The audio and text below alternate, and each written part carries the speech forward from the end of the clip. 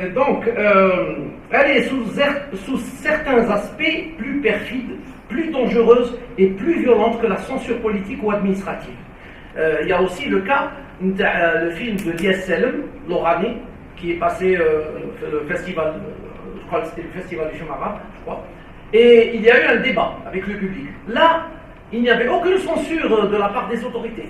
Personne ne lui a demandé d'ôter des scènes ou de refaire des dialogues.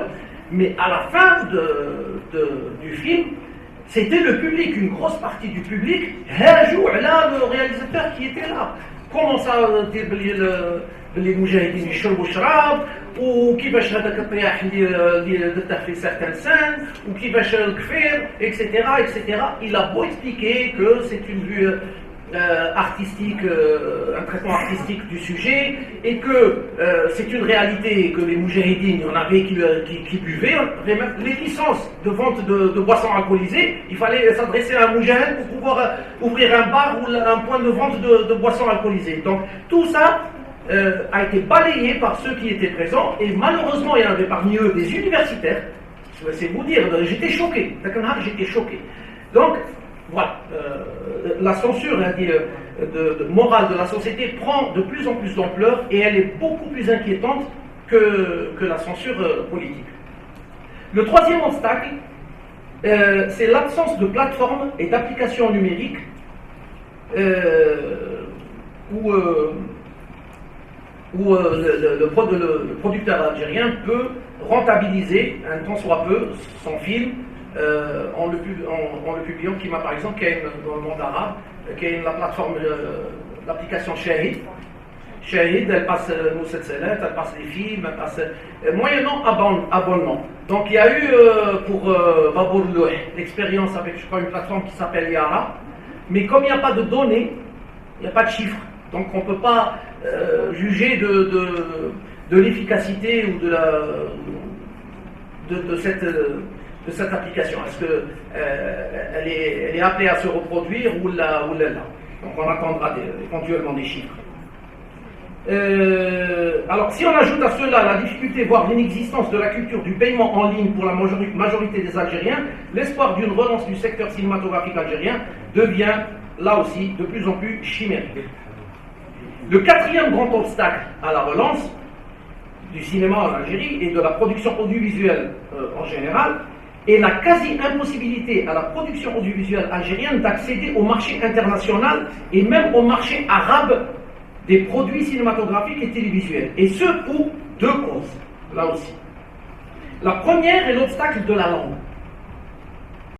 Alors, la culture algérienne, n'ayant jamais eu l'occasion de rayonner au-delà de nos frontières, dans le monde arabe en particulier, contrairement à la culture égyptienne, ou plus récemment la syrienne, la culture syrienne, ou même turque, grâce au doublage, la barrière de la langue usitée dans nos rares films ou feuilletons réussis, y compris ceux ayant obtenu des prix internationaux, est un vrai problème qui se pose aux spectateurs égyptiens, jordaniens, koweïtiens ou syriens, et donc à la diffusion des produits algériens au-delà de nos frontières.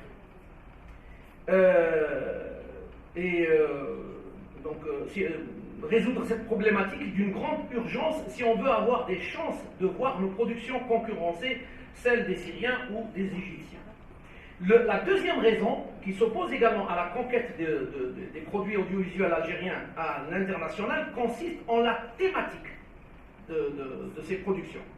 En effet, la majorité des films algériens étant financés par le trésor public, donc l'État, ces derniers ont eu presque tous, bien sûr il y a des exceptions, pour thème la révolution algérienne ou la vie des Algériens sous l'occupation coloniale.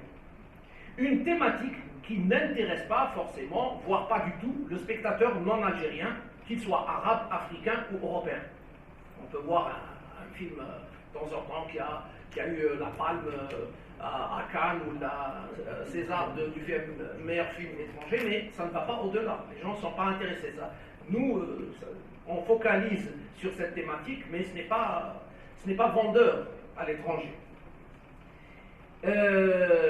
Quant aux feuilletons et sitcoms, la faiblesse des scénarios, des dialogues et de la réalisation, ajoutée aux thématiques sociales typiquement locales, font que nos productions télévisuelles n'intéressent aucun diffuseur ni téléspectateur étranger et souvent même les Algériens eux-mêmes. Les Algériens, non, j'ai pas vu tel feuilleton, j'ai pas vu tel sitcom, ça m'intéresse pas, c'est toujours mauvais, c'est toujours médiocre. Même quand il y a des exceptions comme Oulad el-Hilal ou la Babou Louh qui ont défrayé la chronique.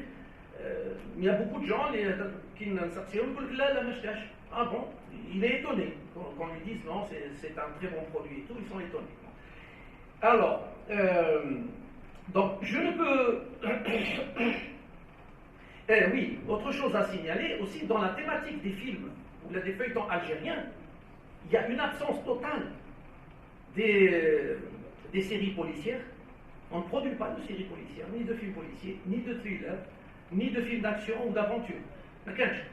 Alors, est-ce le problème de manque de scénaristes ou est-ce le problème de moyens techniques? On ne sait pas. Mais toujours est-il que on voit le cinéma espagnol, comment il a évolué, même le cinéma mexicain, argentin, il passe maintenant avec un très bon doublage sur Canal+, sur OCS, sur les chaînes françaises, et même partout, et même le cinéma iranien, qui traite de sujets très... c'est pas des films d'action, mais c'est des sujets, on va dire, universels. Et les nôtres, non. À part quelques films, je sais pas, peut-être Mascarade, la comédie Mascarade de Yesselem, là encore, on ne sait pas faire dans le spectaculaire. On dirait que les films de Wahna, c'est des films d'auteur. D'où le désintérêt à l'étranger pour leur diffusion. Donc, je ne peux finir cette liste non exhaustive, parce que le sujet est vraiment très vaste.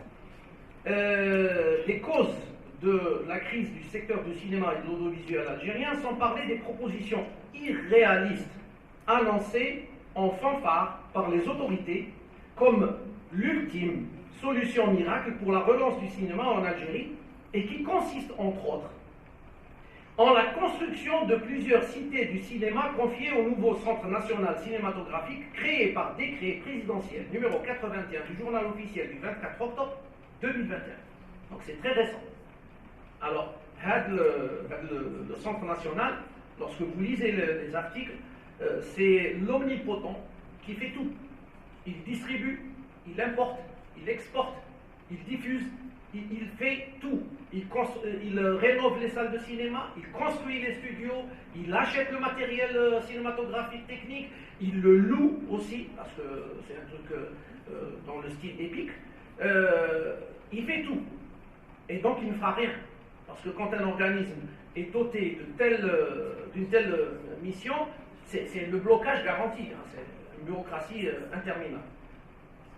Cette décision soulève énormément de questions, dont la plus importante est: les concepteurs de cette solution ont-ils réellement lancé des études chiffrées et documentées de la faisabilité et de la visibilité, de la viabilité, surtout d'un tel projet, lorsqu'on sait que les superproductions américaines ou européennes à plusieurs millions de dollars de budget ont été tournées dans des hangars de 2000 à 3000 mètres carrés dont les murs et les plafonds ont été entièrement recouverts de fonds verts. Il n'y a même pas de décor. C'est des fonds verts, tout se fait maintenant numériquement.